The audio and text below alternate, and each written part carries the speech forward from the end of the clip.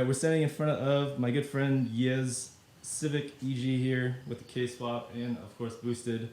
This is Ye. Hi everybody. You want to introduce yourself? My name is Ye, buddy of Brian's. I'm a Lexus technician by trade, and this is just a hobby of mine. This is by no means a professional build, but it's just a build that I've been doing since I'd say 2015. I purchased the shell for $900. And it was an Arizona shell, so there was no rust, and it was a perfect candidate for the build. And since then I had painted it myself, and in 2014 I bought this K20 and K24 engine that I pieced together, got rid of what I didn't want, basically sent out the K24 out to 4-piston down in Indiana, and I had them do a complete build. So it's got LA sleeves, turbo tuck rods, Arias 11-to-1 compression pistons. The head is got the 163 port Ferrea valve train, Webb outlaw cams. The turbo is Sheepy hot pipes, Precision 7285 Gen 2, and then I fabricated the charged pipes myself. Just about 2 weeks ago I got the race spec engine harness back from Joel out in New York. It had been a long wait, but finally got it together with COVID. They were able to get it done and shipped back to me. So from here on, I just have some fuel lines to run and some power cables to run to the ECU, and we should be ready to fire. So basically we got a full-blown, fully built long block from 4-piston, the Sheepy turbo setup. And then, like he said, he fabricated charge piping all on his own. Big old Sheepy vertical flow intercooler, thick radiator. Who's this from again? Speed Factory. Speed Factory. This is actually a B series radiator that I got on sale during a Black Friday. So the drain is, I flipped it around being a K series. Typically the B series radiator pipes would be on this side, and I flipped it around to accommodate for the K series. However, being the drain is on facing upward now, I figured it'd be perfect for a bleed screw, so it actually works out for what I'm using it for, because I have the overflow. Really nice swirl pot from Track Tough. That guy, I've heard a lot of good stuff about him. You want to talk about the fuel system setup you have on here? The fuel system, I'm running 8 injectors. So there's going to be 4 primary, 4 secondary, and they're 1650cc injectors. I'll be running E85 with the ethanol content sensor on the return. The fuel pump is a Weldon 2345, and I'll be running a Aeromotive fuel controller so I can ramp down the voltage for normal cruising. You don't want all that extra noise. And then ramp it back up when I need the extra flow. This is the Motec setup, and that's the fuel controller right there. Basically, with fuel pumps or any electric motors, if you vary the voltage going to that motor, typically when you tend to feed a little bit of voltage, like super low voltage stuff, that motor tends to lose all its torque. This fuel controller controls that circuit via pulse width modulation. And basically, think about it as like if you have ever played Flappy Bird. You played Flappy Bird before? Remember when you tap on the screen of your phone and the bird like jumps up every time? So that's kind of like pulse width modulation. Is like if you tap slowly, the bird like will hop up and come down, and then hop up and come down real slow. But the faster you tap, the more it goes up and up and up. That's kind of like what I think of when I think about pulse width modulation. That's what that little controller will do. Again, like Yes said, that fuel pump is super loud. Obviously, the engine doesn't require a bunch of fuel while it's idling or low load. So this guy will actually limit the amount of voltage via pulse width modulation going to that fuel pump, and that will allow that fuel pump to kind of just be quieter while still maintaining the torque that you need to keep the engine running. And then, of course, you're saying like at full load, it'll just be like all power. It'll be battery voltage. So whatever the alternator is putting out will be supplied to the fuel pump. You want to talk about the trans? The trans is PPG dog box 1 through 4 is the dog box. I have a cuff on the 5th gear, so there is no longer a 5th gear. And I am running a TSX 6 gear, so I'll still have overdrive for street driving. And then the limited slip is a wave track.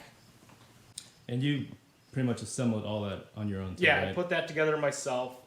Everything here was basically handcrafted and fabricated in my ghetto garage, other than the assembly of the engine. The dog box was actually a real pain in the butt. Not having a cutout casing to verify your engagement of your gears, there was just trial and error. And with PPG, they don't provide any instructions. They send a very, very basic diagram, and it's not a very good diagram. It's basically stick figures. So I had to reach out to Jeremy out at Drag Cartel, because they're the sole distributor for PPG in the United States. And Jeremy was able to give me a list of each individual part, primary input shaft and output shaft gears. And he gave me a parts list of what gear did what, you know, first, second, third, fourth, and what shaft it went on. And from there, I had to make a diagram myself and put it together myself. It was probably about a 4-hour job, just tinkering back and forth and trying to figure out the engagement and getting everything to work. I actually had it put back together and then realized through some internet digging that you had to modify some of the OEM brackets to clear the gears. So I took it back apart, you know, for the second time and notched everything. And from there, I was able to get, you know, free movement, extra clearance, so I didn't have any more touching of the reverse bracket and all that stuff. Very fun. What are the goals for this car? Because obviously it's very, very, very beefed up. Well, this started as a budget build. I originally just wanted to do a K20. You know, I found a complete K20 swap for $1,000. It was fully complete. Everything was there, and I shipped it up from Tennessee, so it cost me $1,400 total. And from there, I just decided, you know what, maybe I'll go with the 2.4, and I found a 2.4. From that point, I'm like, you know what, if I'm gonna spend that kind of money to do it, I might as well send it in, get it machined and built. And at this point, the goal was always just to be a fun track car, take it to the track, enjoy it on the street. But now I've decided I'm going after supercars. So it's still gonna be a highway car. You know, with all the power that I was planning to push, the engine's set up for 1,200 horsepower. 1,200 horsepower. 1,200 horsepower. I did not opt for the beryllium exhaust valve seats because I didn't want to run race fuel all the time. You know, it'll probably be dialed in anywhere from 800 to 1,000 horsepower, and take it out on the street and whoop some highway cars, you know. All right, yeah, let's talk about what you have ongoing in the interior here. So the interior, all it is, you know, it's going to have a dash in it yet. My shifter is This is right here. My shifter is the K-tuned race spec shifter. Race spec shifter cables. Brian was making fun of me because my seats are very, very safe. I got them out of a 99 Integra GSR that I had parted out, and I'm just keeping them in there until the car's fully running, because like with any safety equipment, it has to be, you know, there's an expiration date on it, and I didn't want to have something sit for 2 years and use it for 1 year and then have it expire. So when it's done, I'll probably be running like a Kirky seat and a 5-point harness. The roll cage, I had reached out to a local chassis fabricator, and they wanted $6,000 to put a roll cage in it. And so I did some online searching.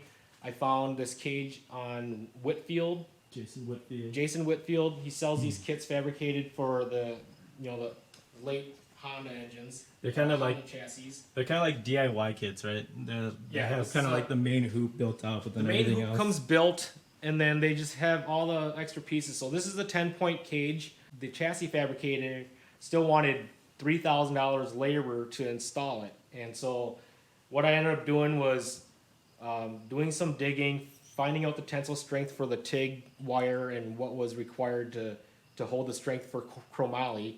I bought a 12-foot pipe online that was chromoly in the same diameter as the material used on this cage. So what I did was I cut it in pieces, I notched it myself, and just practiced with it until I got the temperature right and my TIG weld started to look good. And I pieced it together. The additional gas and wire that I had to buy for it was probably another $250. So roughly $1,500 I was able to run this cage installed. And when I get closer to running the car on track, I will have the chassis inspector come out here and certify it. If it gets certified, I should be good for anything down to a 850 quarter-mile pass. This cage should be certified for. So if you guys look, like we said before, this main hoop right here was already welded together, put together by Whitfield, and then everything else came as like a separate piece that you have to weld together. So if you look here, these welds, the lighting is kind of bad. Right here are from Whitfield, but then like everything else out here is from Yeah. So definitely solid for someone who's never put a cage together before. One thing I will stress, and I think you'll stress also, if you have this, if you have that, you better have this along with it, because that equals death without this. If something goes wrong, you're not gonna have a really good time at all. So the fact that Yeah has a cage in this, I'm like really happy because when you're pushing over like 600 horsepower, 800 horsepower, that's a lot of power for something that weighs like 2,000 pounds or less. This thing obviously is going to be hitting over 1,000, quadruple digits in horsepower rating.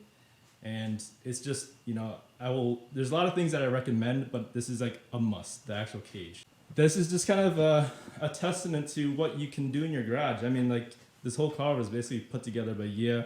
The body work, the paint was all done in this garage here, all the fabrication for the charge piping, the transmission with the straight cut gears, the PPG gear set, everything was installed here. With like knowledge, patience, perseverance, you can do basically this inside your garage.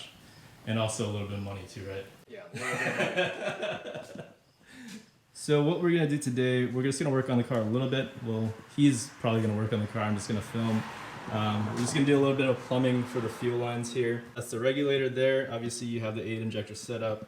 The main rail is fed through this fitting right here, right? Yep. We got to run a feed line from the pump into the inlet here. It'll go around from the primary injectors, loop back down to the secondary injectors, come out. I still need to make a line from the outlet to the inlet of the regulator, and then a return line from the regulator back down to the tank.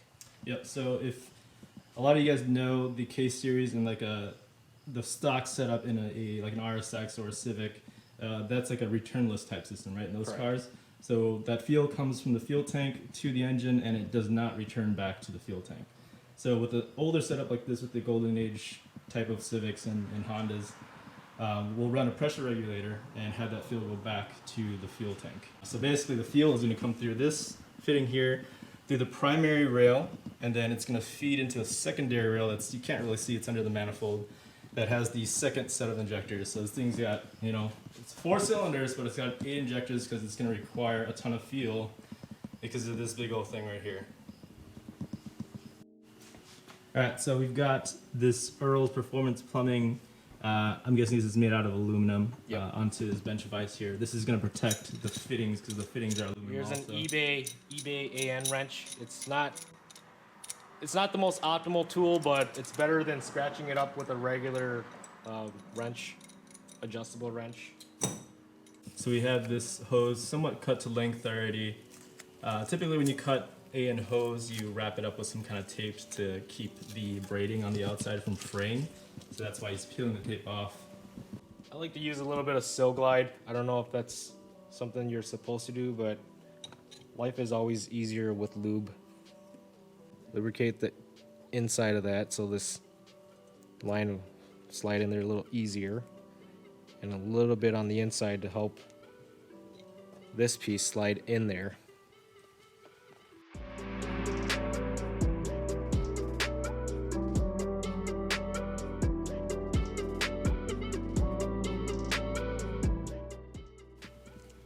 It's not going very well at all, actually.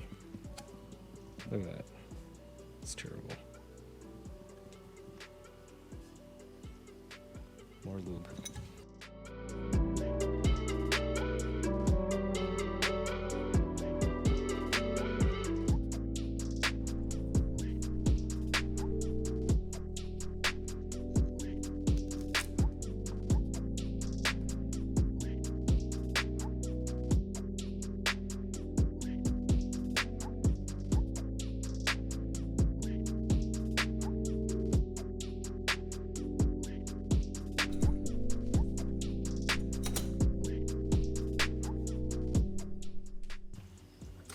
So once you have these two pieces together, the goal is basically to get this fitting to thread it into this guy.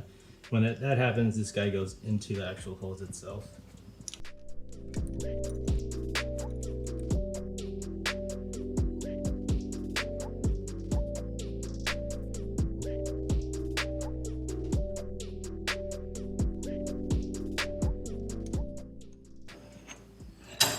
That's one end.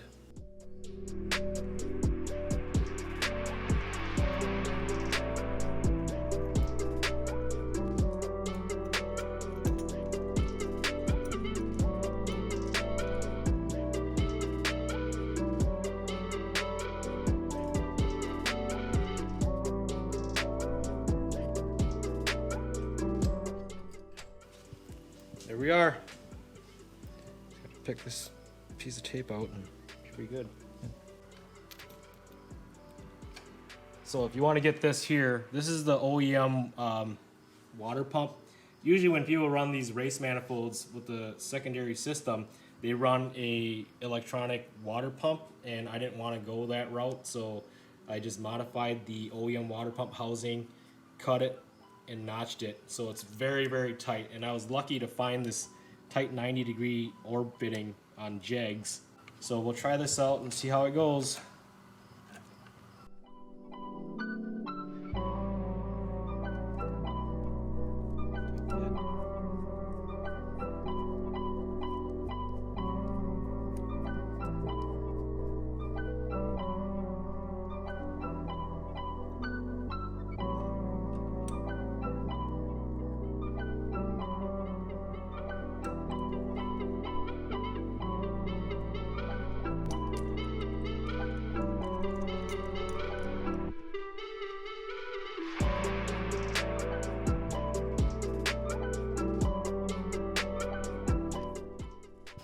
Fish lock fittings for all the vacuum lines.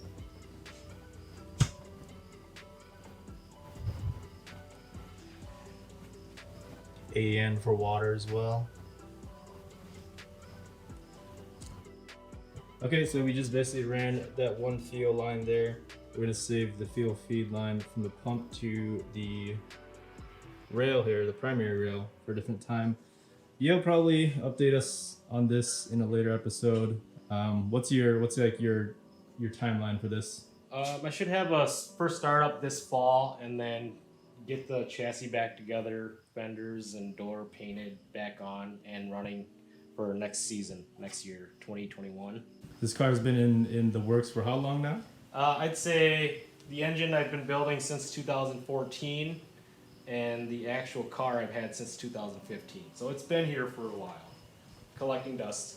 So you guys that want that instant gratification, it's not gonna get you this. This is years and years of work. Obviously a little bit at a time, because Yet works professionally as a technician, as do I. And when you're working 8-10 hour days on cars at work already, that like coming home and working on another car is like the last thing you want to do. So the fact that he's had some quarantine time to catch up on the build and get it to where it's at now, it's really exciting to see this thing start to come to life.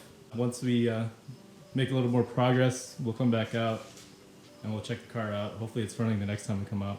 Yeah, maybe we'll do a first startup video. So this is the first, I guess, Honda build video that's not one of my cars, or that's not my car. So hopefully you guys enjoyed it. It's actually a really, really nice build. I think actually had one of the first K-swap Civics in the Fox Valley area. Back right? in 2006. Yeah, he had this. When K-Pro was $1,000 still. Yep, he had this. It was like the Aztec Green EG. I think Do I have the hood from that car? No. Okay. All right. Yes, yeah, and I have this like you scratch my back, I scratch your back relationship. Like I give him parts, he gives me parts. Yeah, borrow each other's tools, things like that. So to have that kind of relationship is super important. Again, this is another Honda build that's not mine. Hope you guys enjoyed it. One of the best builds I think in this area, the Fox Valley area. Haven't seen anything up to this level yet. So good luck, yeah.